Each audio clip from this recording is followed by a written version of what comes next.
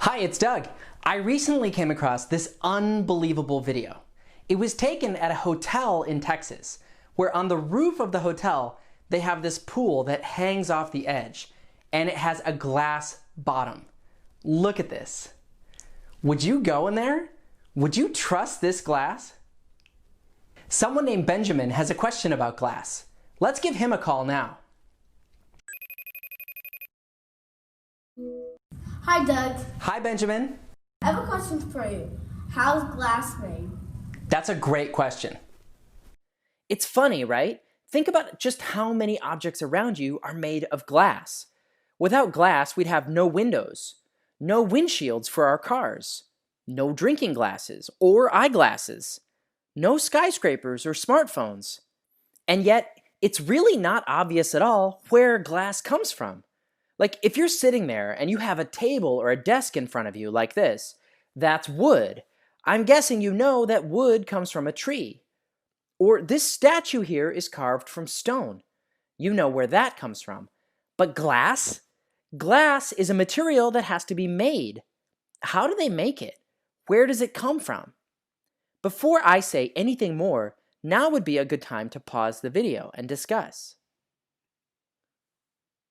Okay, you ready? Well, believe it or not, glass is made by taking a bunch of sand and getting it so hot that it melts. It's one of the most amazing things to watch how it's made, because in order to melt sand, you have to use a special type of oven that can get super hot. It's called a furnace or a kiln. Here you can see someone loading some sand into the furnace.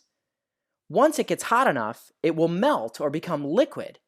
And when you get something this hot, you can see it glows, just like lava. This isn't lava though, it's molten sand. And as it cools, it will start to look more familiar to you. It becomes solid glass. To make a flat sheet of glass, like you'd use for a window, they melt sand until it's molten.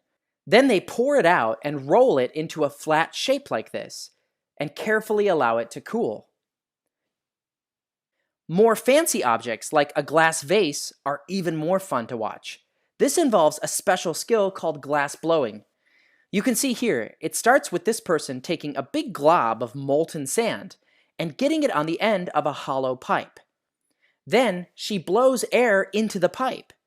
You can actually blow a bubble into it, which might end up being the open part of the vase. The molten glass has a similar thickness as honey. They carefully shape it the way they want it and keep turning it and turning it.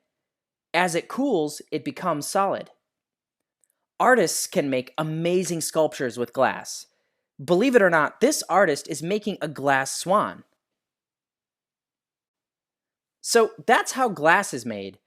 But it's kind of weird, isn't it? I mean, how did people ever discover that if you melt sand, it makes glass? We've been making glass for a long time. So long ago now that no one knows for sure who was the first person to discover that if you melt sand, it makes glass. But some of the earliest objects made of glass come from ancient Egypt, a place covered in desert sand. Could it be that someone long ago had a campfire and noticed that the heat of their fire melted the sand beneath it? No one knows for sure, but it's possible. That's all for this week's question. Thanks, Benjamin, for asking it. Now, for the next episode, there's a lunar eclipse that's going to happen. I reached into my question jar and chose 3 questions about lunar eclipses that I'm thinking about answering. When this video is done playing, you'll get to vote on one. You can choose from: what's the difference between a solar and lunar eclipse? Why does the moon turn blood red during a lunar eclipse? Or, where does the word eclipse come from? So submit your vote when the video is over. I want to hear from all of you watching. There are mysteries all around us. Stay curious and see you next week.